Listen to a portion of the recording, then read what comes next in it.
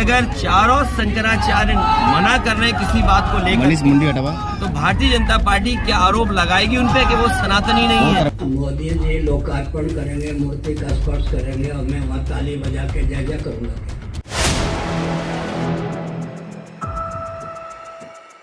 जहां राम मंदिर उद्घाटन को लेकर तैयारियां तेजी से चल रही हैं, तो वहीं इस पर सियासत भी तेजी से हो रही है। विपक्ष निमंत्रण को लेकर बीजेपी पर हमलावर है। कोई कह रहा है कि बीजेपी ने इस कार्यक्रम को अपना निजी कार्यक्रम बना लिया है, तो कोई कह रहा है कि ये बीजेपी की रैली है। तो वहीं अब चारों शंकराचार्यों ने भी राम मंदिर उद्घाटन में जाने से इनकार कर दिया है, तो इस पर सियासत भी जमकर होने लगी है। बता दें कि एक वीडियो में शंकराचार्य अवि मुक्तेश्वरानंद सरस्वती ने कहा था कि चारों शंकराचार्यों में से कोई भी अयोध्या समारोह में शामिल नहीं होगा। स्वामी अवि मुक्तेश्वरानंद सरस्वती के मुताबिक मंदिर अभी पूर्ण रूप से नहीं बना है। अपूर्ण मंदिर में भगवान की प्राण प्रतिष्ठा की आज्ञा शास्त्र नहीं देते हैं।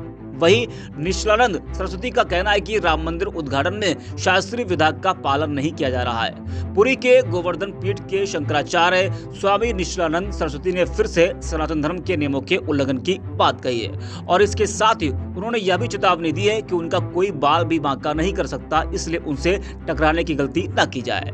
तो जिस तरह से चारों शंकराचार्यों ने राम मंदिर उद्घाटन में जाने से इनकार कर दिया है, उससे सियासत भी गर्मा गई है। सपा अध्यक्ष अखिलेश यादव ने भी अपनी प्रतिक्रिया दी है और उन्होंने कहा कि ये भाजपाई हमारे चारों शंकराचार्य को भी कह सकते हैं कि वो सनातनी नहीं है। तो अखिलेश यादव ने क्या कुछ कहा है वो आपको सुनाते हैं, फिर ये भी बताएंगे कि सोशल मीडिया पर लोग क्या कुछ कह रहे हैं, वो बताएंगे आपको। लेकिन पहले सुनिए अखिलेश यादव इस पूरे मामले को लेकर क्या कुछ कह रहे हैं। तो अगर देश के चारों शंकराचार्य हम उनको सम्मान की दृष्टि से देखते हैं, वो हमारे धर्म के अगवा हैं। उन्हीं से बहुत सारी परंपराओं, बहुत सारे धर्म की जानकारी हमें मिलती है। और अगर चारों शंकराचार्य मना कर रहे हैं किसी बात को लेकर, तो भारतीय जनता पार्टी क्या आरोप लगाएगी उन पे कि वो सनातनी नहीं है। जो आरोप विपक्ष के नेताओं पे लगा रहे हैं, इनका बस चले तो हमारे जो पूजनीय सम्मानित जो शंकराचार्य जी हैं उन पे भी आरोप लगा सकते हैं। आप कब जाएंगे राम मंदिर? आप कब जाएंगे राम मंदिर? जब भगवान बुलाएंगे।